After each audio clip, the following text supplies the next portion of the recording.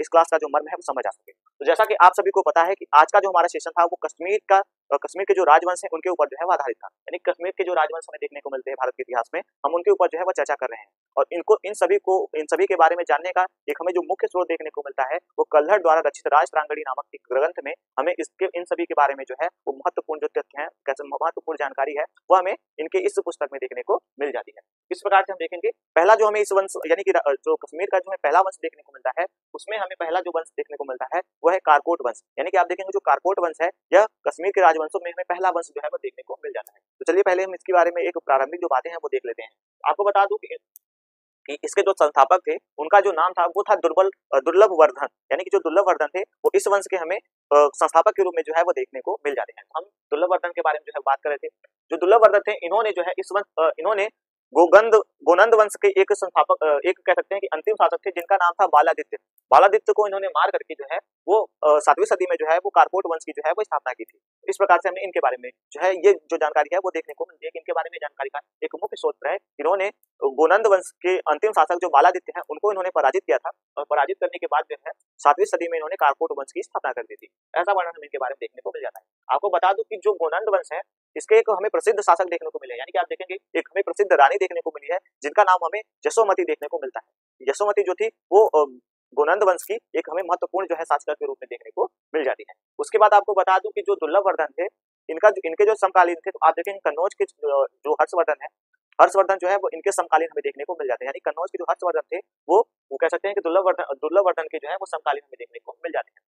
आपको बता दूं कि दुर्लभ वर्धन के समय में ही हमें कश्मीर में जो है वो हेंग स्वांग नामक जो चीनी एक यात्री हैं वो आते हैं और 2 साल तक जो है वो वहाँ में एक परवलपुर है, वहाँ पे 2 वर्ष तक जो है वो निवास करते हैं, वहाँ पे अपना व्यतीत करते हैं, वहाँ पे अपना जो है वो जानकारी का एक मुख्य स्रोत के रूप में जो है वहाँ पे वो बिताते हैं। आपको बता दूं कि दुर्लभ वर्धन ने ही कश्मीर में रखे हुए जो बुद्ध के कह सकते हैं बुद्ध की जो दांतें थी, जो उनकी अस्थियां थी, अस्थियों में जो उनके दांत थे उसको उन्होंने हर्ष को जो है वो भेंट स्वरूप जो है वो प्रदान किया था। ऐसा वर्णन हमें इनके बारे में देखने को मिल जाता है। इनके पश्चात जो है इनके पुत्र जो है वह दुर्लभ को जो है वह शासक जो है वो बनते हैं। इनके बारे में कुछ महत्वपूर्ण जानकारी देखने को मिलती। इन्होंने प्रतापादित्य की जो है वो उपाधि धारण की थी। ऐसा वर्णन हमें देखने को मिल जाता है। उसके बाद भी हमें 2-3 जो शासक हैं वो देखने को मिलते हैं, लेकिन उनके बारे में भी कुछ हमें महत्वपूर्ण बातें जो है वो देखने को नहीं मिलती, इसलिए हम उनको स्किप करते हुए जो है वो हम अपने इस वंश के जो सबसे महत्वपूर्ण शासक हैं जिनका नाम हमें ललितादित्य मुक्तपीठ देखने को मिलता है, हम उनके ऊपर जो है वो चर्चा करेंगे। तो सबसे पहले देखेंगे इनका जो हमें टाइम पीरियड देखने को मिलता है वो कब से कब तक का देखने को मिल जाता है। जो ललितादित्य मुक्तपीठ थे इनका जो हमें टाइम पीरियड देखने को मिलता है वो 724 से लेकर 760 ईस्वी तक का जो टाइम पीरियड है वो हमें इनका देखने को मिल जाता है। जब कोकट वंश के कारकोट वंश के या सबसे प्रतापी शासक हमें देखने को मिलते हैं। इनको इस वंश का कह सकते हैं कि वास्तविक संस्थापक भी कह सकते हैं, क्योंकि इन्होंने काफी जो निर्माण कार्य है वो अपने शासन में किया था। आपको बता दूं कि इन्होंने पहियापुर में, आप देखेंगे पहियापुर में जो है एक परपोस नामक एक जगह पे इन्होंने एक स्थापना की थी। उसके बाद इन्होंने मांडंड में इन्होंने सूर्य मंदिर का जो है वो निर्माण करवाया। ऐसा वर्णन हमें इनके बारे में देखने को मिल जाता है। इन्होंने कन्नौज के शासक जो यशोवर्मन थे, यानी कि आप देखेंगे कि यशोवर्मन है, उनके साथ मिलकर इन्होंने तिब्बत पे जो है वो आक्रमण किया था और तिब्बतियों को जो है वो हराया था। ऐसा भी वर्णन हमें देखने को मिल जाता है। इनका एक महत्वपूर्ण हमें अभियान जो है वो देखने को मिल जाता है। समझ कीजिएगा, एक पॉइंट जो था वो यह था कि 733 ईस्वी में इन्होंने जो है वो अपना चीन में एक दूत मंडल जो था उसको भेजा था। यानी कि 733 ईस्वी में इन्होंने अपना दूत मंडल जो है वो चीन भेजा था। ऐसा वर्णन हमें इनके बारे में देखने को मिल जाता है।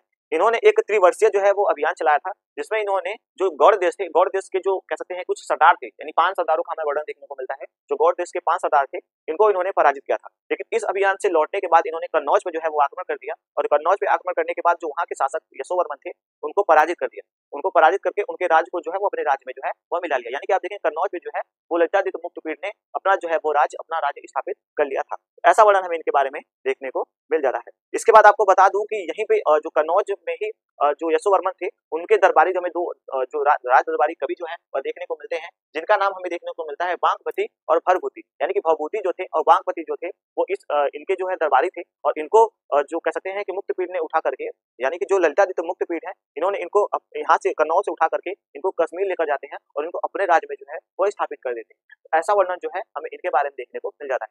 एक बात और बता दूं कि जो ललितादित्य मुक्तपीठ है इनकी जो मृत्यु हुई थी वो कश्मीर में अधिकतर ठंड पड़ने के कारण इनकी मृत्यु जो है हुई थी। यानी कि ठंड के कारण इनकी मृत्यु जो है वो हमें देखने को मिल जाती है।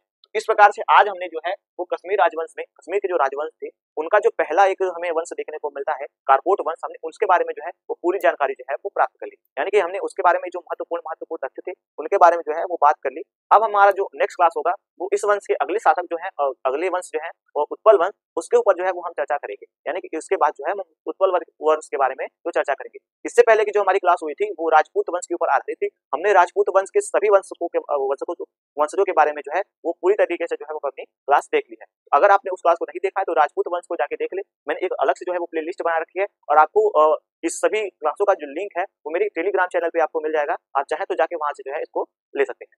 तो आपको ये क्लास कैसी लगी कमेंट सेक्शन में जरूर बताइएगा, और अगर आपके कोई भी क्वेश्चन कोई भी डाउट इस मेरी क्लास से हो तो आप जरूर अपना जो है वो क्वेश्चन जो है वो कमेंट सेक्शन में पूछ सकते हैं, मैं उसका भर का प्रयास करूंगा आपको उत्तर देने का। तो आप आज की क्लास को हम यहीं तक रखते हैं, मिलते हैं अपने नेक्स्ट क्लास में, चलते हैं, तब तक के लिए जय हिंद।